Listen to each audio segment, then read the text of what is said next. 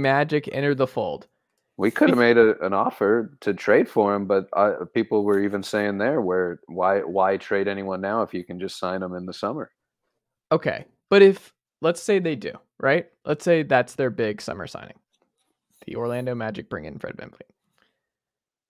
I don't know who sticks because you're already running into the problem of like Jalen Suggs is coming off the bench. Like I was one of those sickos this year watching Jazz Magic early before work this season. So I don't know if you remember, like the Taylor Horton Tucker was the lead guard, and Walker Kessler was a beast in the boards, but Paolo, a lot of fun. Like the way he would attack and get to the line was just special as a rookie. It was just one of those things where I would tell people, I'm like, he's just so fearless. Like the dude is just, he plays so polished offensively. Like he's a really polished player. And then Wagner is just so much fun passing, and he'll find these crazy passes that just should not work, and they do. And it was a fun game. Markelle plays at his own style. He lives in his own world. Like he's just the classic. He's doing his own thing out there. And it's slow, it works, but he's living in his own world. All that to say, I don't know, because Gary Harris became one of the league's best 3-point shooters. Like he has to be a part of this, I think, a little bit, because he is so important to your spacing, because it's not like you're littered with shooters right now in Orlando. And then you have Cole Anthony, who's just a bucket and really become like, he's one of those dudes who you would assume's like 37, the way he plays and the way he understands his role. But he's really just been in the league a couple of years and has already found, he's like, I'm not going to be a league guard. I'm not going to be a Kyrie Irving. I'm not going to be a max player. I'm going to stick in this league for 18 years being Anthony Carter, Chucky Atkins. That's what I'm going to be. And that's fine. Good. Yeah. But good if he wanted. You just, like, Jalen Suggs just feels like such an important lottery piece that you still have to figure out.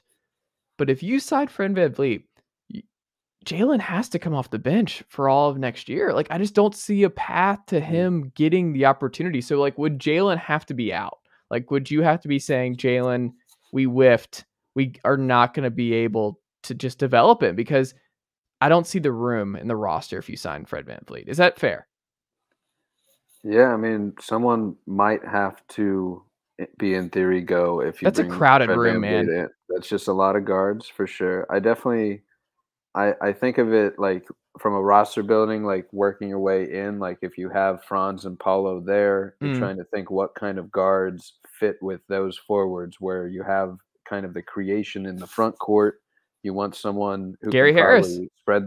Yeah, Gary Harris fits really well. I mean, what did he finish? Like 40% from three? 40? It was at higher? least. Yeah, at least. Yeah. I have it here somewhere actually, but he was on fire. I actually have Paulo's free throw numbers in front of me. I'm writing about the Magic season, and he had just a historic free throw rate. He was tied with Zion for 19th all time in free throw attempts. That's not surprising when you watch them. Like it was one of the most under talked about. You had to watch the Magic. It's like, this dude's unbelievable at getting the line, and it was real contact, and it was him initiating offense. It wasn't like he was getting cuts and just getting. No, he was initiating. He's too big for the smaller guys and too fast for the big guys, and like Zion, like just this walking mismatch where he's drawing fouls in transition as a killer. He's drawing fouls in ISO, running pick and roll, like just effortlessly. And it's legit when a rookie who has no respect from refs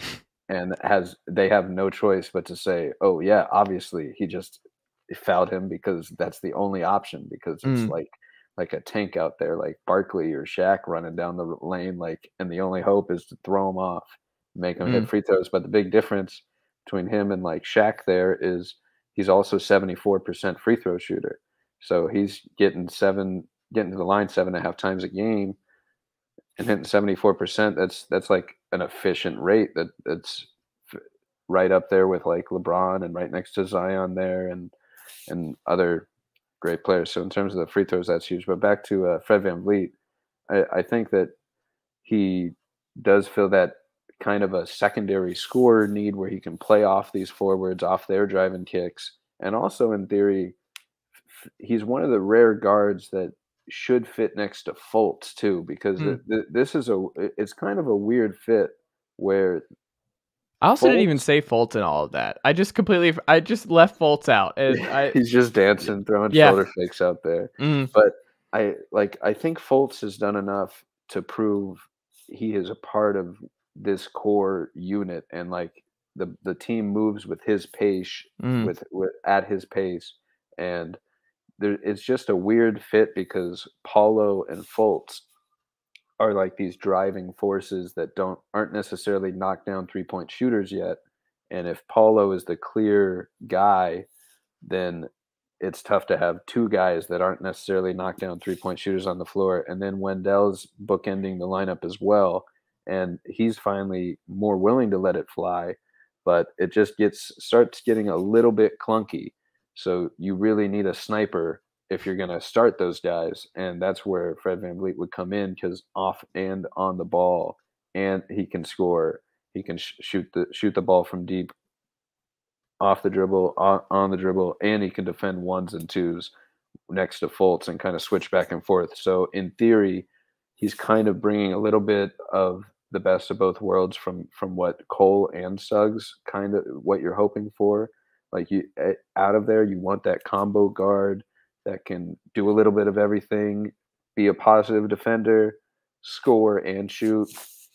And so I would think those are probably the players that kind of get either squeezed out of the rotation, or you just kind of move on from other veterans and keep the prospects around in case of injuries, and hope that development takes place. But I would think if the Magic pursued Fred VanVleet, then Suggs and Cole, like you said, probably lose a little bit of opportunity in that sense. So that's kind of a big decision, is if either you give up on the prospect completely and just you spend your free agency allotment salary on someone that fits this roster, and you keep building and just kind of take it as a sunk cost in a sense and move on, or you still can use the money and just try to keep everybody happy, but it's just tough if there's not enough minutes, like we talked about before. So I mean, do you keep Gary Harris? Do you keep Jalen Suggs and Cole and hope that maybe the development comes down the line? I mean, I would probably want to keep the prospects and edge out some other veterans, but someone's gonna have to go. Really, so let's Someone's do it. Got to be good. Who goes? I'll asking you the hard question. Ooh. Who goes in this scenario if Fred VanVleet signs? Is it one, or could it be even two odd men out here? It might. Yeah, I mean, it's tough. I feel like it's got to be Cole or Suggs because of the roles that they play. Like you basically, it's almost overkill to have one or the other. But and you have what? Don't you have 2 lottery picks? So yeah, the Magic have their own lottery pick and the Bulls lottery pick, top 4 protected this year. So That'll about probably a 90% chance of the Bulls pick conveying, I think. And so one of those could be a guard, and then you're just adding to another. Easy. I mean, the Magic could easily be looking at like Scoot Henderson or Amen Asar Thompson next year, or someone's out. I don't know who it is, but someone's out of this group. At least one.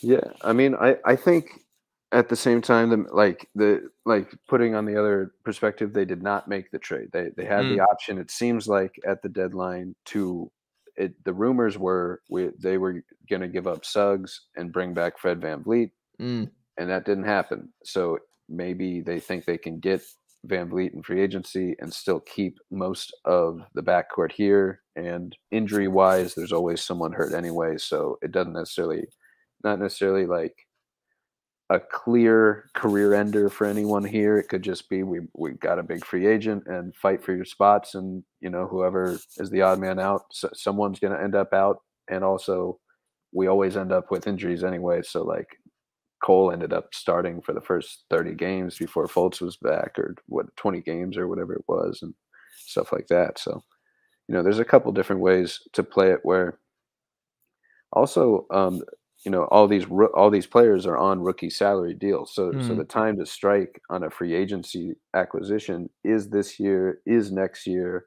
before the big extensions come for Paulo and Franz. And while thankfully pretty much all the other young veterans like Isaac, Fultz, Wendell are all on very team-friendly deals that are about the salary of a 6-man, where they're all about 15 million. Isaac, is that a basketball player, or is that still a figment of my imagination? I was gonna say I don't recall. I feel like there was some memory of an Isaac at some point in Orlando. The greatest defender we've ever seen for a couple games, right? Maybe. Yeah, I think he was going to be the next Draymond. Oh man, he's such a good defender. Get well soon, Isaac. We need him back. We need everybody back. No more injuries. Turn off these injuries. 3 years. Looking at the Cerebro impact, he has a perfect 100 rating for defense from his short stint this year. He's just so nice to. It's a what if. It's a fun what if too. I mean, imagine that defensive anchor. Who is he taking? Whose role is he taking with Franz and Paolo on the floor in every closing lineup? Like, I don't know how he fits. I honestly, that's what I was just getting at. I feel like he's a small ball 5 now for this type of team. Like like if he could shoot, he would be playing more of like a Jaren Jackson type of role.